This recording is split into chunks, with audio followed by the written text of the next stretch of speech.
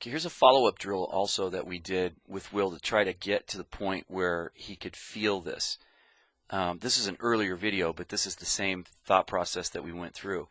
We're trying to use this torso burner in a brand new way to help emphasize, or actually overemphasize, getting his lead arm extended and holding that angle as long as possible and then releasing the hands. So that wrist, we're trying to get him to over-exaggerate, loading the wrist here, trying not to use his legs hardly at all, although obviously he's standing, so he has to use them to some degree. But he's really trying to emphasize keeping his hands inside and then release it. But at the same time, get the big muscles in here to stretch. That's the whole idea.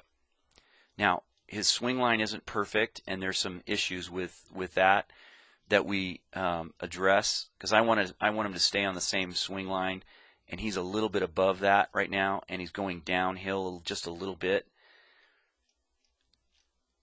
Well, at least with some of the drills. This one's pretty level actually, but it's at a pitch that he wouldn't normally swing at, up at shoulder height. So the drill, you have to be conscious of it in order to make sure you know what it is that you're working on. One of the things that we're working on is specifically just holding that angle and then releasing it late. So the next drill, we try to get back down here where the swing path really was, and then try to make sure that the swing path is going in the line that we want it to, maybe like 10 degrees uphill, 9 degrees, somewhere in that range, so that we know that we're swinging the same way that we would be practicing. So two ways to do that. Actually, many ways to do that, but this is one of them too, is to try to bust it and go as hard as you can in both directions. And so we're practicing loading the wrists and then unloading the wrists, and then loading the wrists and then unloading them. So you're getting pull in both different directions, or resistance. So that's the idea behind how do you attack something like if the bat lag is bad, how do you fix it? Well, every drill you do for a little while has to do with loading the wrists better, holding them longer, and then releasing them.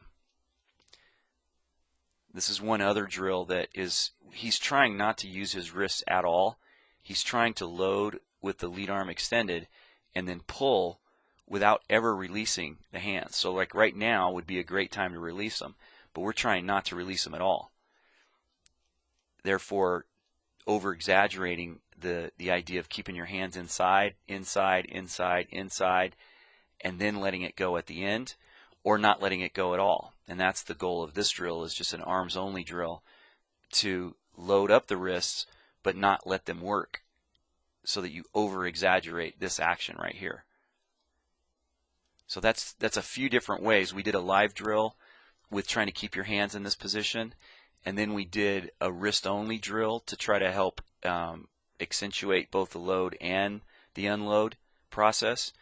And then this drill where we just use keeping the hands in that position for that long period of time, and then the arms and wrists working together to try to make that stuff happen. So it all kind of culminates into one workout, but it really helps this concept a lot.